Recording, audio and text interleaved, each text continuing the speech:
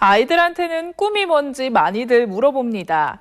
하지만 성인에게 꿈을 물어보면 대다수가 손사래를 치면서 꿈은 무슨 꿈이냐고 하실 텐데요. 어른이 되면 꿈은 그저 꿈으로 끝나는 걸까요? 꼭 그렇지는 않습니다.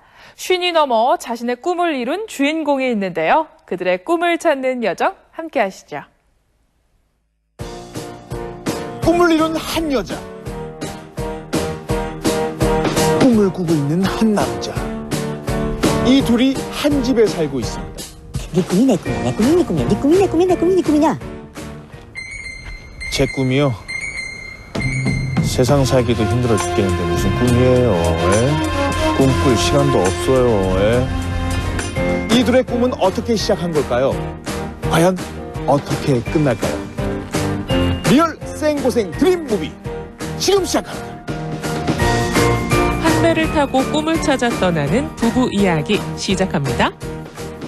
꿈을 찾아 서울 한복판에서 강원도 양양까지 오게 됐다는 주인공 대신 배가 먼저 객을 반깁니다.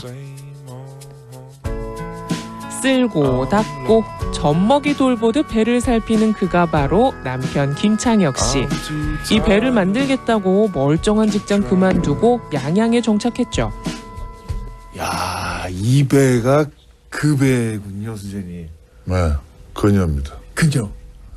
배는 여성으로 부르거든요. 여성으로. 혹시 그러면 이 여성분의 이름은? 노바입니다. 노바. 노바. 야, 얼마나 걸리셨을까? 너무 생각했던 것보다 너무 훌륭하거든요. 지금 얼마나 걸리셨을까요? 이 제작 기간이. 표준 제작 시간은 아닌데 네. 학생들 수업 작품으로 만든 거기 때문에 모두 2년이 걸렸어요. 신문사 정치부 기자로 소위 잘 나가던 그였지만 언젠가 배를 만드는 사람이 되고 싶다는 꿈을 모락모락 피우더니 진짜로 사고를 친 겁니다. 5년간 준비해서 수십 년 일터였던 광화문 한복판에 그녀 노바를 모시고 전시회까지 열었더랬죠. 평생 한갓집에 살아본 적 없는 발로 뛰는 기자가 배를 가지고 나타나자 모두들 기함했습니다. 아무래도 이제 서울에서는 이제 기자 생활을 하신 걸로 제가 알고 있습니다. 했어요. 예.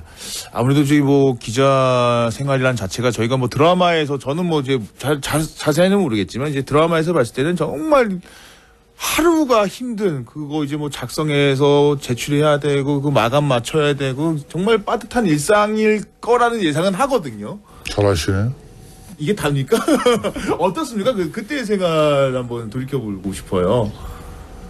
제가 1988년부터 27년간 했는데 매일매일 시험을 치르는 것 같은 기분이죠. 실은 그 일의 신문이랑 매일 만드는 거니까. 예. 매일 만들고 그 다음날 그 신문을 잘 만드는지 못 만드는지를 평가를 받아야 되니까 네네. 매일 쪽지 시험을 치르는 거나 마찬가지인 삶이죠. 그러니까 매우 실은 좀 고단하죠. 고단하죠. 누구보다 치열하게 현장을 뛰며 27년을 함께해온 팬을 꺾을 수밖에 없었던 건 도저히 꿈을 포기할 수 없었기 때문입니다. 배를 만들어 타고 바다로 나가겠다는 남편의 얘기에 적잖이 황당했을 동료 기자 아내가 믿고 따라와 준 것도 사실 엄청난 행운이었죠. 탈출이죠. 탈출. 이 배는 제 마음속으로는 그래요. 27년 동안 그냥 매일같이 시험 치르는 기분으로 살았으니까 이 정도 배 하나 갖는다고 해서 화사치 생활 저라고 욕하지는 않겠지. 라고 스스로 이렇게 명분을 주고 있어요. 남들 눈엔 심각한 취미, 하지만 당사자에겐 꿈은 이루어진다. 김창혁 씨가 사랑하는 그녀와 함께 어디론가 가려나 본데요. 어디 바다에라도 나가는 걸까요? 도착한 곳은 남해항의 낡은 건물. 여기도 비슷한 배가 보이는데요. 설마?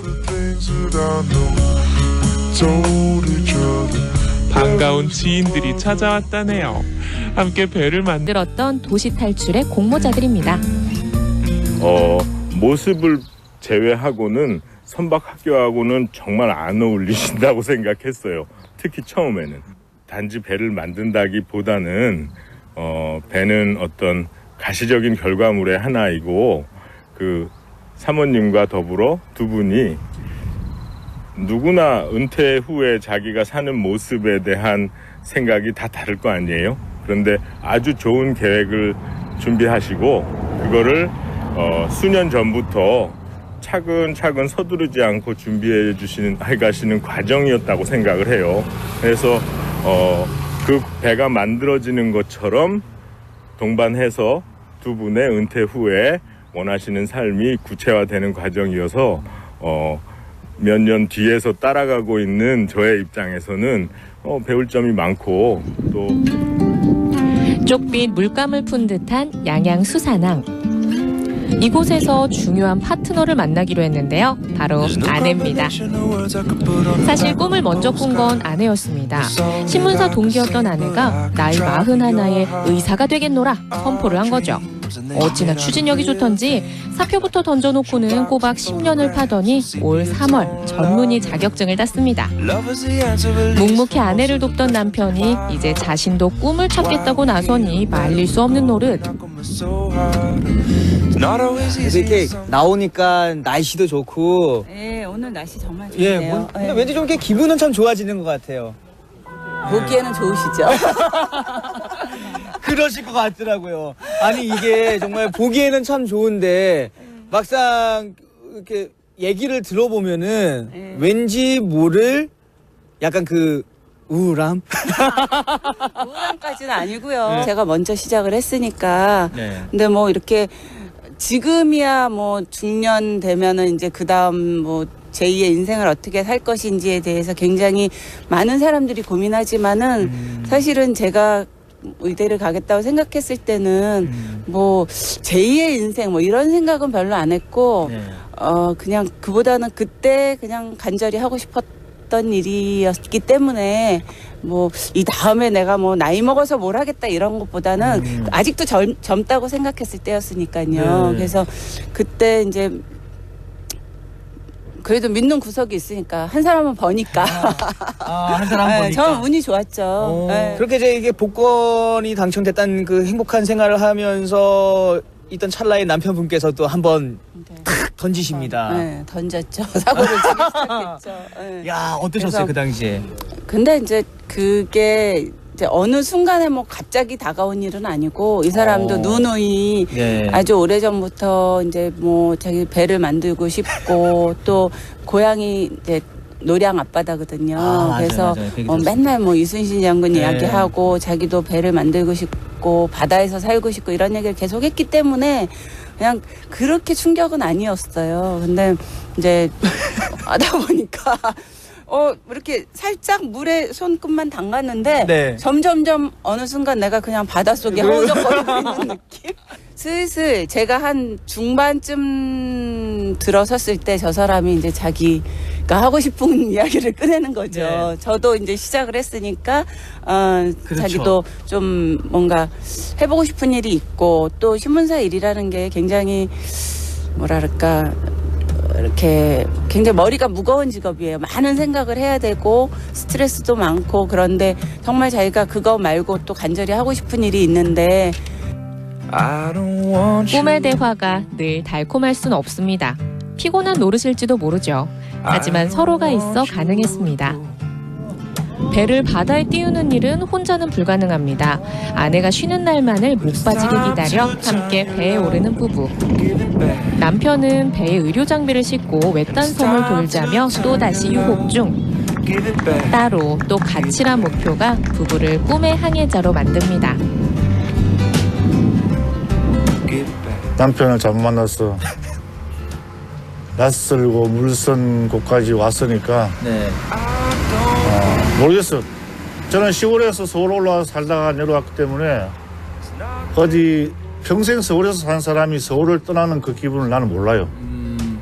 근데 세월이 흐르면 사실은 그때 그래 좋아서 따라간 거 아니었다라고 할지 모르죠.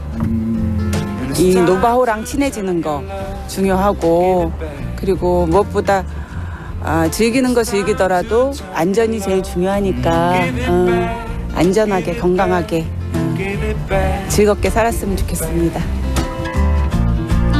각자 다른 걸 꿈꿨지만 서로를 응원했기에 그 꿈은 현실이 됐습니다. 앞으로도 이 부부는 지금처럼 살아가겠죠. 이 정도면 꽤 괜찮은 꿈을 꾸었노라 말할 수 있을 겁니다. 꿈을 현실로 만드는 건 말 그대로 꿈 같은 일이라고 생각들 하실 텐데요. 꿈을 이루도록 서로 도와가면서 함께 해온 부부의 모습이 부럽기도 하고 멋져 보입니다. 꼭 같은 곳을 바라보지 않더라도 이 배우자가 바라보는 곳을 응원해주고 지지해준다는 건 의미 있는 일이겠죠.